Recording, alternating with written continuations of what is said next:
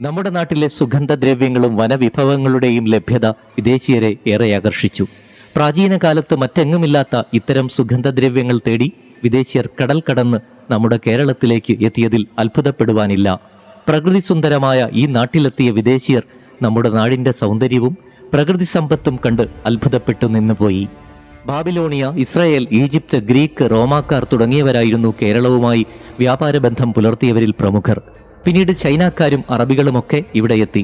ഇവരുടെയൊക്കെ പ്രാചീന രേഖകളിലും സാഹിത്യങ്ങളിലും കേരളവും കേരളീയ വിഭവങ്ങളുമൊക്കെ സ്ഥാനം പിടിച്ചിട്ടുണ്ട്. വിദേശ സഞ്ചാരികളുടെ പല യാത്രാ വിവരണങ്ങളിലും സംഘസാഹിത്യ കൃതികളിലും പഴയ ശാസനങ്ങളിലുമൊക്കെ നമ്മുടെ നാവിക പാരമ്പര്യങ്ങൾ, വാണിജ്യ ബന്ധങ്ങൾ ഇവയിലേക്കൊക്കെ വെളിച്ചം വീശുന്നുണ്ട്. സമുദ്രയാത്രകളിലും അതുപോലെ വിദേശ രാജ്യങ്ങളിൽ പോയി വ്യാപാരം ചെയ്യുന്നതിലും കേരളീയർ തങ്ങളുടെ കഴിവുകൾ തെളിയിച്ച കഥ സംഘകാല കൃതികളിൽ രേഖപ്പെടുത്തിയിട്ടുള്ളത് കാണാം.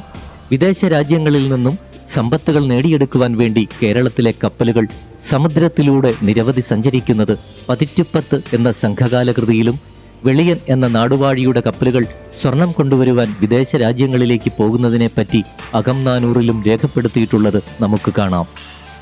AD 410 ഭാരത പര്യടനം കഴിഞ്ഞ് ചൈനയിലേക്ക് തിരിച്ച കപ്പലുകളിൽ ഉണ്ടായിരുന്നത് ഭൂരിഭാഗം ദക്ഷിണ ഭാരതത്തിൽ നിന്നുള്ള വ്യാപാരികളായിരുന്നു. നമ്മുടെ ഇഞ്ചിക്കും കുരുമുളകിനുമൊക്കെ ചൈനയിൽ നല്ല കമ്പോളം ലഭിച്ചിരുന്നുവെന്നും കിൻസ എന്ന നഗരത്തിൽ മാത്രം പ്രതിദിനം 8000 റാത്തൽ കുരുമുളക് വിറ്റിരുന്നുവെന്നും ലോകസഞ്ചാരിയായ മാർക്കോ പോളോ രേഖപ്പെടുത്തിയിട്ടുണ്ട്. കറുത്ത പൊന്ന് എന്ന വിശേഷണമുള്ള നമ്മുടെ കുരുമുളകിന് വിദേശ രാജ്യങ്ങളിൽ അന്ന് ലഭിച്ചിരുന്ന സ്വീകാര്യത ഏറെയായിരുന്നു. നമുക്ക് സുലഭമായി ലഭിക്കുന്ന കുരുമുളകാണ് പല പാശ്ചാത്യ രാജ്യത്തിനും ഏറെ പ്രിയങ്കരമായി മാറിയത് എന്ന് ചരിത്രരേഖകൾ പരിശോധിച്ചാൽ നമുക്ക് മനസ്സിലാക്കുവാൻ സാധിക്കുന്നതാണ്. കുരുമുളക്, കറുവാപ്പട്ട, ഏലം, ഇഞ്ചി, ചുക്ക്, നേർത്ത തുണിത്തരങ്ങൾ, ആനക്കൊമ്പ്, മുത്ത്, പവിഴം, ചന്ദനം, അടയ്ക്ക തുടങ്ങിയ വസ്തുക്കളാണ് ഇവിടെ നിന്നും വിദേശീയർ കൊണ്ടുപോയിരുന്നത്. അക്കാലത്ത് ഉൽപാദനത്തിനും വിതരണത്തിനുമൊക്കെ വളരെ ഫലപ്രദമായ വിതരണ സംവിധാനങ്ങൾ സൃഷ്ടിച്ച് കച്ചവട സംഘങ്ങൾ ഊർജിതമായി തന്നെ വ്യാപാരങ്ങൾ നടത്തിയിരുന്നു. അതുതന്നെയാണ് അന്നത്തെ കേരളത്തിൻ്റെ സാമ്പത്തിക അടിത്തറ ഉറച്ചതാകുവാനുള്ള പ്രധാന കാരണമായി ചരിത്രകാരന്മാർ ചൂണ്ടിക്കാണിക്കുന്നതും. കേരളത്തിലുള്ള ഇത്തരം വിഭവങ്ങൾ വിദേശങ്ങളിൽ എത്തിക്കുക മാത്രമല്ല, തദ്ദേശീയരിൽ വിതരണം ചെയ്യുവാനും ഗ്രാമാന്തരങ്ങളിൽ കൊണ്ടുനടന്ന് വിൽക്കുവാനും വ്യാപാര സംഘങ്ങൾ സംവിധാനം ഒരുക്കിയിരുന്നു. അക്കാലത്ത് കള്ളന്മാരുടെയും കൊള്ളക്കാരുടെയും ഒക്കെ ശല്യമുണ്ടായിരുന്നതുകൊണ്ട് വ്യാപാരികൾ തനിച്ചായിരുന്നില്ല സഞ്ചരിച്ചിരുന്നത്. വ്യാപാരികൾ അക്കാലത്ത് വലിയ സംഘങ്ങൾ രൂപീകരിച്ച് കൊള്ളക്കാരെ നേരിടുവാനുള്ള എല്ലാ തയ്യാറെടുപ്പുകളോടും കൂടി കച്ചവട സംഘങ്ങൾ കേരളത്തിൻ്റെ നഗരങ്ങളിലും ഗ്രാമാന്തരങ്ങളിലും നിരന്തരം സഞ്ചരിച്ചു. മണിഗ്രാമക്കാർ, അഞ്ചുവണ്ണക്കാർ, വളഞ്ചിയർ, നാനാദേശികൾ, പട്ടണസ്വാമികൾ, കുതിരച്ചെട്ടികൾ, പാണ്ഡ്യനാട്ടുചെട്ടികൾ എന്നിങ്ങനെ നീണ്ടുപോവുകയാണ് വ്യാപാര സംഘങ്ങളുടെ പട്ടിക.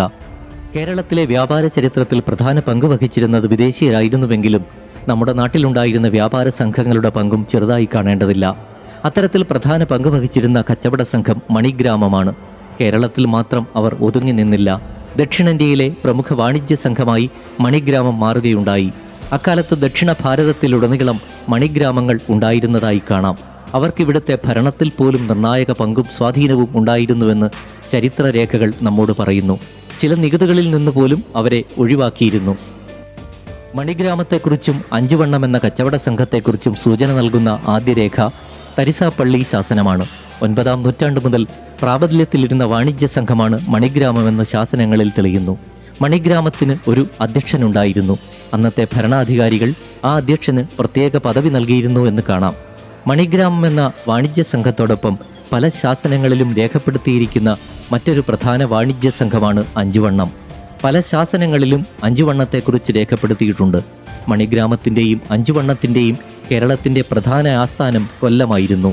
വ്യാപാര പുരോഗതിക്കൊപ്പം ഐശ്വര്യ സമൃദ്ധിയിലും എല്ലാം തന്നെ കൊല്ലം മുൻപന്തിയിൽ തന്നെയായിരുന്നു. അഞ്ചുവണ്ണവും മണിഗ്രാമവും സജീവമായിരുന്ന കാലത്തു തന്നെ പ്രവർത്തിച്ചിരുന്ന മറ്റൊരു വാണിജ്യ സംഘമാണ് വളഞ്ചിയർ. കർണാടകത്തിലെയും ചേരനാട്ടിലെയും പല ശാസനങ്ങളിൽ വളഞ്ചിയർ എന്ന കച്ചവട സംഘത്തെക്കുറിച്ച് പരാമർശമുണ്ട്. 12-13 നൂറ്റാണ്ടുകളിൽ വളഞ്ചിയർ കേരളത്തിലെ പ്രമുഖ വ്യാപാര കേന്ദ്രങ്ങളിലൊക്കെ ഏറെ സജീവമായിരുന്നു എന്ന് കാണാം. അതുപോലെ തന്നെ മറ്റൊരു കച്ചവട സംഘമാണ് നാനാദേശികൾ. ഇവർ കരമാർഗവും ജലമാർഗവും സഞ്ചരിച്ച് ആന, കുതിര, വിലയേറിയ രത്നങ്ങൾ, സുഗന്ധദ്രവ്യങ്ങൾ, ഔഷധങ്ങൾ ഇവയൊക്കെ മൊത്തമായും ചില്ലറയായും വിറ്റിടുന്നവരാണ്. നാനാദേശികളെ അഞ്ഞൂറ്റവർ എന്നും വിളിച്ചിരുന്നു. വിവിധ നാടുകളിൽ നിന്നെത്തിയ വ്യാപാരികളുടെ സംഘമാണ് നാനാദേശികൾ. വിവിധ രാജ്യങ്ങളിൽ ശാഖകളുള്ള ഒരു വ്യാപാര സംഘമായിരുന്നു നാനാദേശികൾ. പ്രാചീന രേഖകളിൽ ഇവരെക്കുറിച്ച് പരാമർശങ്ങൾ ധാരാളമുണ്ട്. പട്ടണസ്വാമികൾ എന്നൊരു കച്ചവട സംഘവും അന്നുണ്ടായിരുന്നു. പയ്യന്നൂർ പാട്ടിൽ ഈ കച്ചവട സംഘത്തെക്കുറിച്ച് വിവരണമുണ്ട്. അതുപോലെ നഗരം എന്നൊരു വ്യാപാര സംഘം ഉണ്ടായിരുന്നു. പ്രാദേശിക കച്ചവട സംഘങ്ങളെ നഗരം എന്നറിയപ്പെട്ടു. അതുപോലെ ചോള പാണ്ഡ്യ രാജ്യങ്ങളിൽ വിപുലമായ വ്യാപാരം നടത്തിയിരുന്ന കച്ചവട സംഘമാണ് കുതിരച്ചെട്ടികൾ.